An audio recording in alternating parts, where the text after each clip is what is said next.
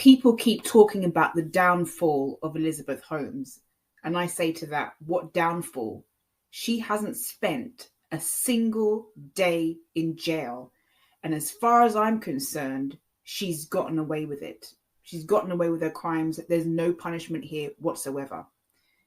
I also want to say that I don't think that there is any justice in this case in its entirety. I think that if you commit a crime like that, you should be doing time for it now. So I don't expect to see any justice in this case ever. And I'm not going to wait till September to see what kind of paltry sentence the absolutely incompetent and useless judge is going to give her. And I think this message, the message that this sends, people keep saying that her guilty verdict is going to send a message to other startup people in Silicon Valley that you can't do this and get away with it. But Elizabeth Holmes, as far as I'm concerned, has got away with it because she has yet to see a jail cell. And so this message that this sends, her conviction is only on paper. She has so far received zero punishment. And I mean zero punishment. So just like Casey Anthony, and I don't want to compare this to a murder case, but just like Casey Anthony, Elizabeth Holmes is walking free and has gotten away with it.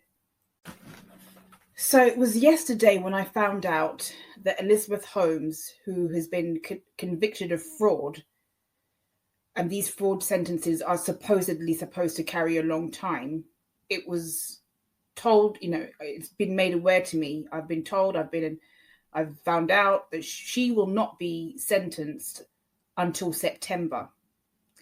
Until then, she will be allowed to stay in her mansion, in her luxury estate.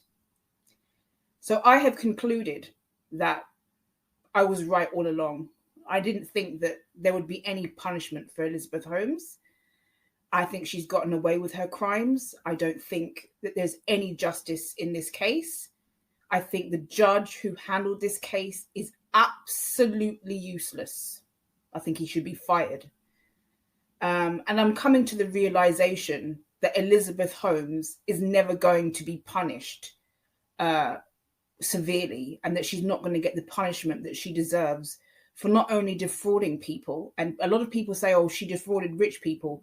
One of the women she defrauded wasn't a rich woman and lost her entire savings. She misdiagnosed people, put people's health at risk, could have caused the death and many fatalities of many of her patients, many of the people that she duped. So she didn't only dupe investors that were rich. She duped one lady that had a healthy amount of savings, and now that's all gone. She inspired the suicide of one of her employees.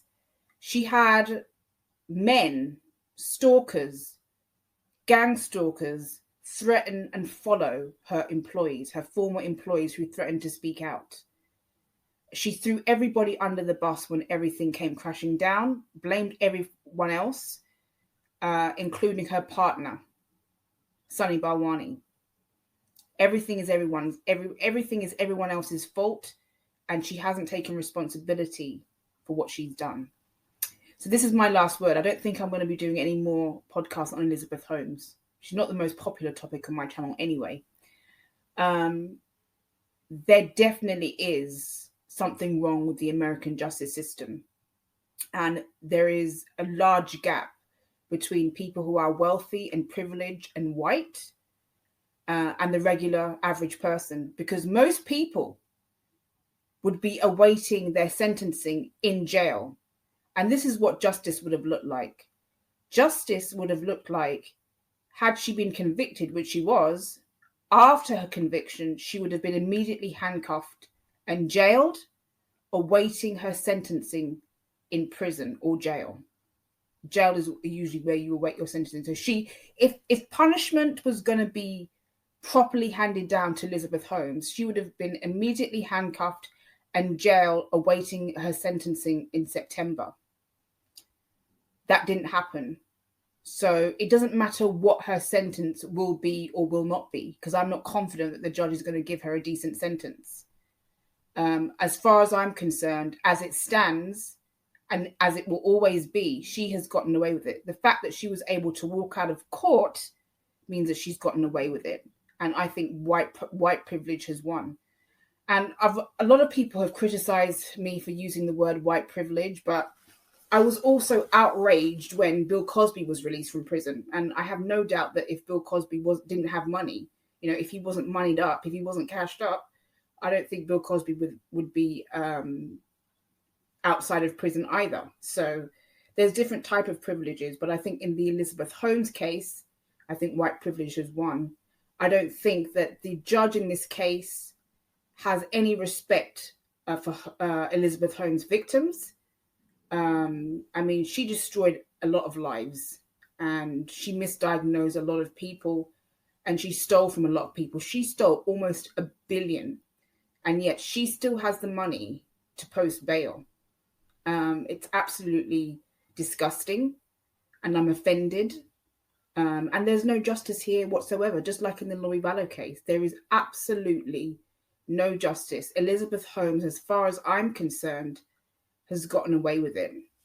And she will be, up in her mansion for months before she's sentenced. And I am not convinced by any stretch of the imagination that she's going to get a decent sentencing. If I was the judge, I would have had her handcuffed immediately, put in jail, and I would have sentenced her to 25 years in prison. I doubt very much that she's going to get 25 years, if she even gets 5. I think it's disgusting. And I think she should be sued, and I think that there should be a protest about this. There's a new program about her on American Green, a new episode, and I was watching that. Didn't capture the whole entirety of what she did as far as I'm concerned, but she hurt a lot of people, and it wasn't just rich investors. And even if people want to say, oh, she only stole from rich investors, that's not the point. If I go into a rich person's house and I steal their jewelry, that doesn't make it okay because they're rich. I've had a privileged life as well. I've not had a life where, I've wondered where my next meal is going to be. So, if someone steals from anybody, whether they're rich or poor, it doesn't matter whether the person is rich or poor. It's the principle of what she did. And I think she's gotten away with it. And I think that there is absolutely no justice in this case. And I think that the people who worked for her, her patients, and the people who were lied to should be absolutely outraged. I also think that Mrs. Holmes, whatever you want to call her, Elizabeth Holmes, I think she's a sociopath.